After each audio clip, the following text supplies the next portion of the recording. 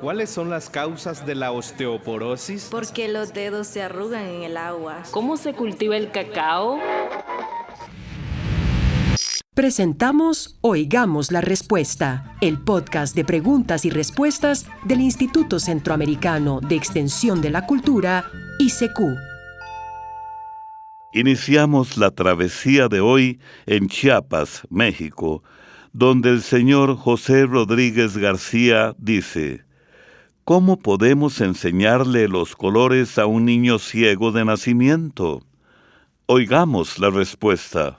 Le contamos que sí es posible enseñarle los colores a un niño ciego de nacimiento, aunque el aprendizaje ocurre de una manera distinta.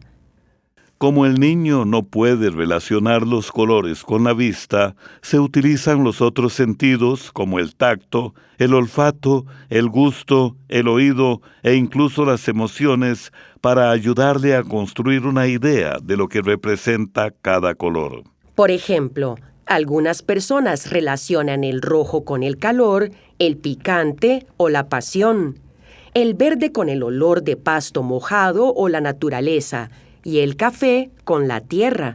También pueden utilizarse sonidos, texturas, sabores u objetos cotidianos para crear estas asociaciones. Lo importante no es memorizar un color como algo visual, sino construir un significado que tenga sentido para la experiencia de vida de esa persona. Por ejemplo, si puede tocar un pollito, se le puede ayudar a asociar el amarillo con el pollito. Podríamos compararlo con aprender qué es el viento. Aunque no podemos ver el viento directamente, sabemos que existe porque lo sentimos en la piel, escuchamos cómo mueve las hojas o vemos sus efectos. Algo parecido sucede con los colores para una persona ciega.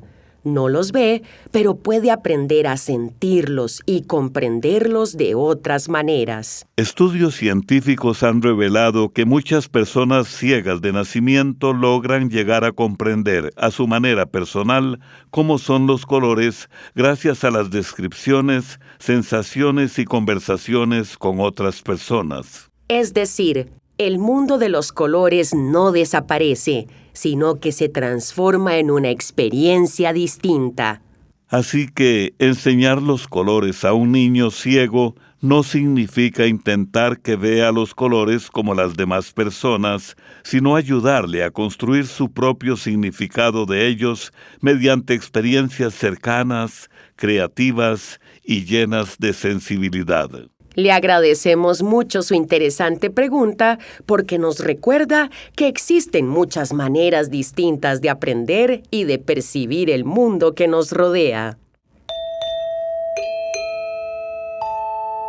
El señor Nelson Giovanni Rendón Arias vive en Petén, Guatemala, y pregunta: ¿cómo surgieron los apellidos para que ahora haya tantos apellidos diferentes? Oigamos la respuesta. Los apellidos surgieron hace muchos siglos como una forma práctica de distinguir a las personas cuando el nombre ya no era suficiente. En las comunidades pequeñas bastaba con llamarse Juan, Pedro o María porque todas las personas se conocían. Pero a medida que las poblaciones crecieron, comenzó a haber muchas personas con el mismo nombre, y fue necesario agregar otra característica para diferenciar mejor a cada quien. Al principio esos apellidos no eran heredados como hoy, es decir, no pasaban automáticamente de padres a hijos como sucede actualmente con los apellidos familiares. Más bien, eran descripciones relacionadas con la familia, como su lugar de origen, algún oficio o una característica física de la persona. Por ejemplo, alguien podía ser conocido como Juan el Herrero porque trabajaba el hierro, Ana, hija de Pedro, o Julia del Río porque vivía cerca de un río. Con el paso del tiempo, esas descripciones comenzaron a heredarse de padres a hijos y terminaron convirtiéndose en los apellidos familiares que conocemos actualmente. De hecho, muchos apellidos todavía conservan pistas sobre su origen. Por ejemplo, los apellidos que terminan en EZ, como Fernández, Pérez o González, originalmente significaban hijo de, es decir, Fernández era hijo de Fernando y Pérez era hijo de Pedro. También existen apellidos relacionados con lugares, como Del Valle o Puente, apellidos relacionados con oficios, como herrero o pastor, y también los que están relacionados con características físicas, como rubio, moreno o calvo. Hoy en día la mayoría de las personas ya no tiene relación directa con el significado original de su apellido.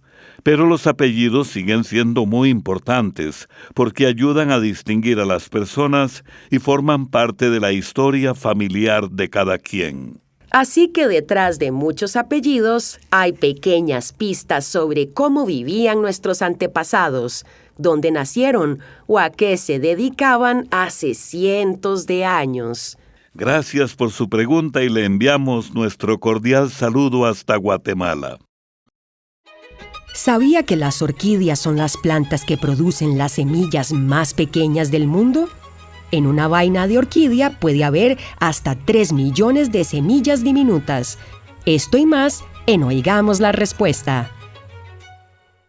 Envíennos sus preguntas al apartado 2948-1000 San José, Costa Rica.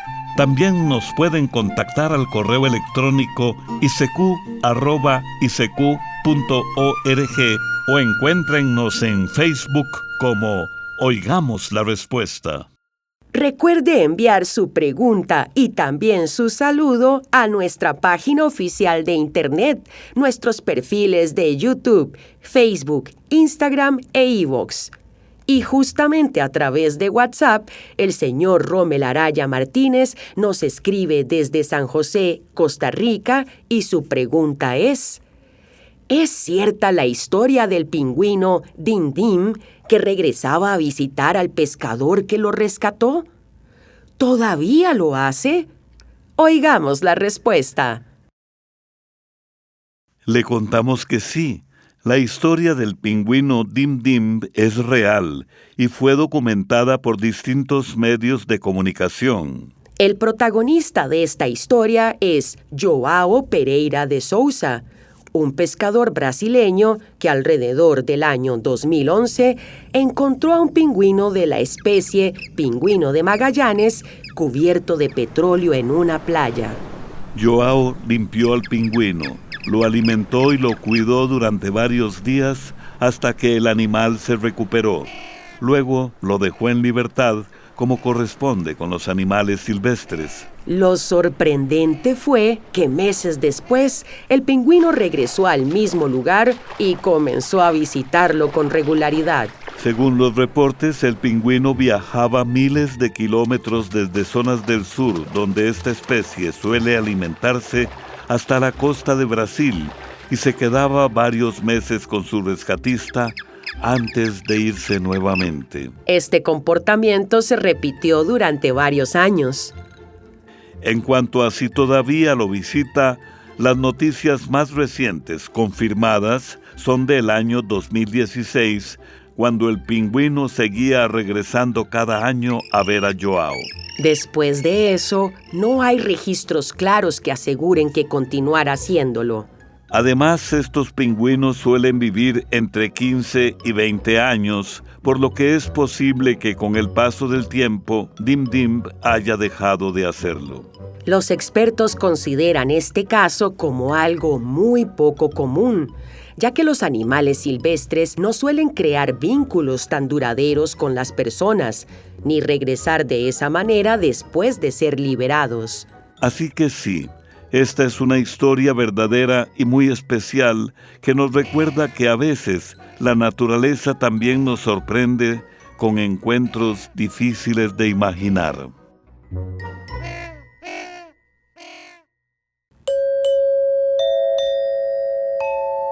Enviarnos sus preguntas a través de la aplicación de WhatsApp es muy sencillo. Ingrese a la aplicación. Desde ahí, ingrese a Contactos. Luego, pulse el botón Más. Después de eso, anote nuestro número de teléfono y también nuestro nombre. Y es así como puede comunicarnos tanto sus preguntas como sus saludos. Y justamente desde WhatsApp nos llega un mensaje desde Canadá enviado por el señor Salvador Duarte, quien desea saber: ¿qué significa cuando una persona le cierra un ojo a otra persona? Oigamos la respuesta. Cerrar un ojo o guiñar puede tener distintos significados dependiendo del momento y de la relación entre las personas. Muchas veces el guiño se usa como una señal de complicidad, es decir, como una forma de mostrar que dos personas comparten una idea, un secreto o un entendimiento sin necesidad de decirlo en voz alta. Es como si se pusieran de acuerdo solo con la mirada. En otras ocasiones puede ser una forma de coqueteo, es decir, una manera suave y juguetona de mostrar interés o simpatía hacia otra persona, sobre todo si va acompañado de una sonrisa o una actitud cercana. También puede usarse en tono de broma, por ejemplo, cuando alguien dice algo en forma de chiste o con ironía y guiña el ojo para dar a entender que no lo dice en serio. En resumen, este gesto no tiene un solo significado, pero generalmente expresa confianza, cercanía o una intención especial. Es un buen ejemplo de lo que se conoce como comunicación no verbal, es decir, la forma en que nos comunicamos sin usar palabras a través de gestos, miradas o expresiones. Esperamos haber aclarado su duda y le enviamos un cordial saludo hasta Canadá. Desde la ciudad de Santo Tomás, en El Salvador, la señora Ana Mercedes Sánchez pregunta: ¿cómo mantener las veraneras? ¿Con cuál abono orgánico? Veo en TikTok que las podan para que no se hagan muy altas. Por favor, ¿podrían ayudarme? Oigamos la respuesta. Le contamos que las veraneras son plantas muy resistentes y relativamente fáciles de cuidar. Para mantener las veraneras saludables y con abundantes flores, lo más importante es que reciban mucho sol, no se rieguen en exceso y se poden de vez en cuando para controlar su tamaño. En efecto, como usted ha visto en TikTok, muchas personas podan las veraneras para evitar que crezcan demasiado. Así, la poda ayuda a que la planta se mantenga con un tamaño manejable y produzca ramas y flores más fuertes. Lo ideal es realizar una poda más intensa al final de la época seca, aunque durante el año también se pueden recortar las ramas más largas si la planta está creciendo demasiado.